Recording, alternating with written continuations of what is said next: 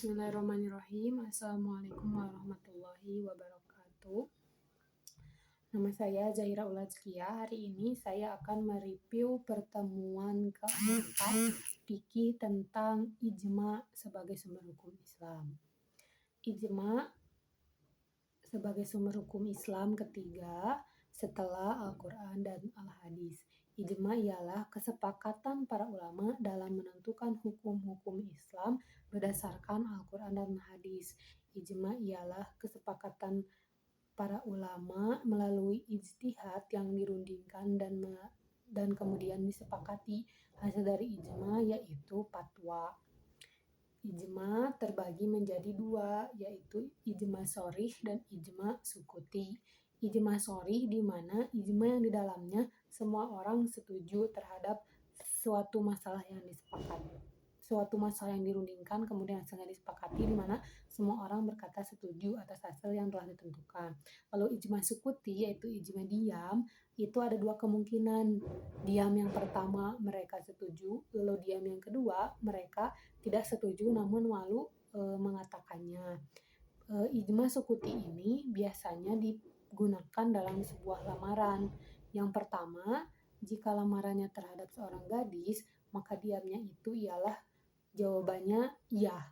Yang kedua ialah lamaran terhadap seorang janda. Apabila seorang janda dilamar oleh seorang pria, maka diamnya itu tidak bisa dikatakan iya sehingga sampai pada seorang janda itu berkata iya ataupun tidak.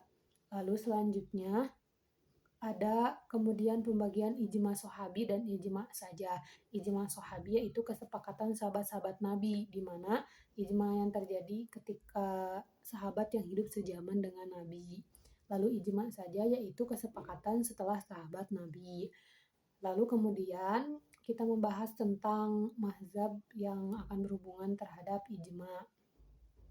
Mazhab itu terbagi menjadi 4, ada mazhab Hanafi, Maliki, Syafi'i, dan Hambali. Mazhab yang setiap mazhab ini memiliki ijma-ijma yang mereka pakai berbeda. Nah, ijma yang hari ini dibahas dalam pertemuan fikih yaitu ijma saja yang berhubungan dengan mazhab Syafi'i. Lalu yang berhubungan dengan mazhab Syafi'i. Lalu ketika kita memakai sebuah mazhab, misalnya mazhab Syafi'i dalam hukum berwudu, maka hal batalnya pun harus mengikuti mazhab Syafi'i. Jadi bisa dikatakan jika memakai mazhab Syafi'i maka kita harus memakai mazhab Syafi'i untuk urusan selanjutnya. Tidak bisa jika suatu urusan memakai mazhab Syafi'i lalu urusan selanjutnya yang masih berhubungan memakai mazhab Hambali, itu tidak boleh. Lalu kemudian selanjutnya membahas tentang bid'ah. Bid'ah itu terbagi menjadi dua, ada bid'ah hasanah dan bid'ah sayyi'ah yang bagus dan yang jelek. Lalu tidak bisa dikatakan bahwa bid'ah adalah sesuatu yang tidak terjadi pada zaman Nabi.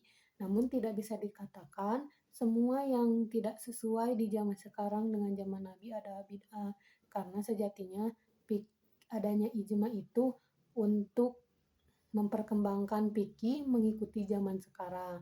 Jadi fikih berkembang, fikih akan terus berkembang sesuai zamannya menjadi fikih moderat dan tetap akan berkembang sesuai dengan landasan hukum di dalam Al-Quran dan Al-Hadis. Mungkin cukup sekian yang dapat saya sampaikan. Wassalamualaikum warahmatullahi wabarakatuh.